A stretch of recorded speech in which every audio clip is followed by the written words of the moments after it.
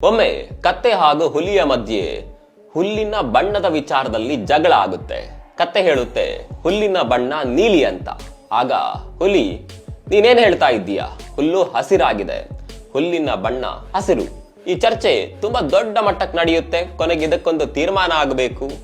ಯಾರದ್ದು ತಪ್ಪು ಯಾರದ್ದು ಸರಿ ಅಂತ ಸಿಂಹದ ಬಳಿ ಹೋಗಿ ಕೇಳೋಣ ಅಂತ ಡಿಸೈಡ್ ಮಾಡಿ ಎರಡು ಪ್ರಾಣಿಗಳು ಕೂಡ ಸಿಂಹದ ಬಳಿಗೆ ಹೋಗ್ತಾವೆ. ಮೊದಲು ಕತ್ತೆ ಹೋಗಿ ಸಿಂಹದ ಬಳಿ ಕೇಳುತ್ತೆ, ಪ್ರಭುಗಳೇ, ಹುಲ್ಲು ನೀಲಿ ಬಣ್ಣದಲ್ಲಿದೆ ಅನ್ನೋದು ನಿಜ ಅಲ್ವಾ? ಅದಕ್ಕೆ ಸಿಂಹ, ಹೌದು, ಹುಲ್ಲು ನೀಲಿ ಬಣ್ಣದಲ್ಲೇ ಇರೋದು ಅಂತ ಉತ್ತರಿಸುತ್ತೆ.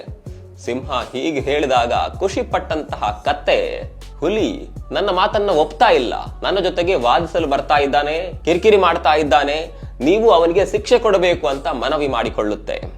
ಈ ಮನವಿಗೆ ಸ್ಪಂದಿಸಿದ ಸಿಂಹ ಹುಲಿಗೆ 5 ವರ್ಷಗಳ ಕಾಲ ಮೌನವಾಗಿರ್ಬೇಕು ಅಂತ ಶಿಕ್ಷೆ ಕೊಡುತ್ತೆ. ಇದನ್ನ ಕೇಳಿದ ಕತ್ತೆ ಖುಷಿಯಿಂದ ಜಿಗಿಯುತ್ತಾ ತನ್ನ ದಾರಿಯಲ್ಲಿ ಹೋಗುತ್ತೆ. ಹೋಗುವಾಗ್ಲೂ ಹುಲ್ಲು ನೀಲಿ ಬಣ್ಣದಲ್ಲಿದೆ ಅಂತ ರಿಪೀಟ್ ಮಾಡ್ತಾ ಹೋಗುತ್ತೆ.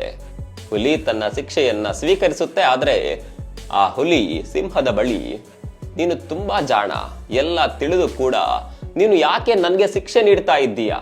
ಹಾಗಾದ್ರೆ ಹುಲ್ಲು ಹಸಿರಾಗಿಲ್ವಾ ಅಂತ ಪ್ರಶ್ನಿಸುತ್ತೆ. ಆಗ ಸಿಂಹ, ಹೌದು, ಹುಲ್ಲು ಹಸಿರಾಗಿಯೇ ಇದೆ ಅಂತ ಹೇಳುತ್ತೆ. ಆಗ ಹುಲಿ, ಹಾಗಾದ್ರೆ ನೀನ್ ಯಾಕೆ ನನ್ನನ್ನ ಶಿಕ್ಷಿಸಿದ್ದು ಅಂತ ಕೇಳುತ್ತೆ. ಆಗ ಸಿಂಹ ಏನ್ ಹೇಳುತ್ತೆ ಗೊತ್ತಾ? ಇಲ್ಲಿ ಹುಲ್ಲು ಹಸಿರಾಗಿದೆ ಅಥವಾ ನೀಲಿ ಆಗಿದೆಯಾ ಅನ್ನುವ ಪ್ರಶ್ನೆ ಅಲ್ಲ.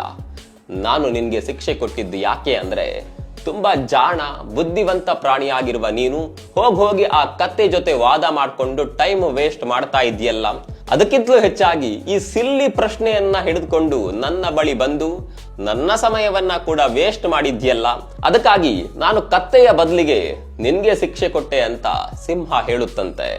ಈ ಕಥೆಯಿಂದ ನಾವು ತಿಳಿಯಬೇಕಾದದ್ದು ತುಂಬಾನೇ ಇದೆ.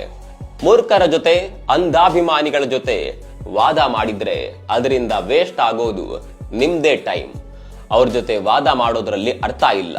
ಅವ್ರು ಯಾವತ್ತೂ ಕೂಡ ನಾವೇ ಸರಿ, ತಾವು ಹೇಳಿದ್ದೇ ಸರಿ ಅನ್ನುವ ಭ್ರಮೆಯಲ್ಲಿ ಇರ್ತಾರೆ.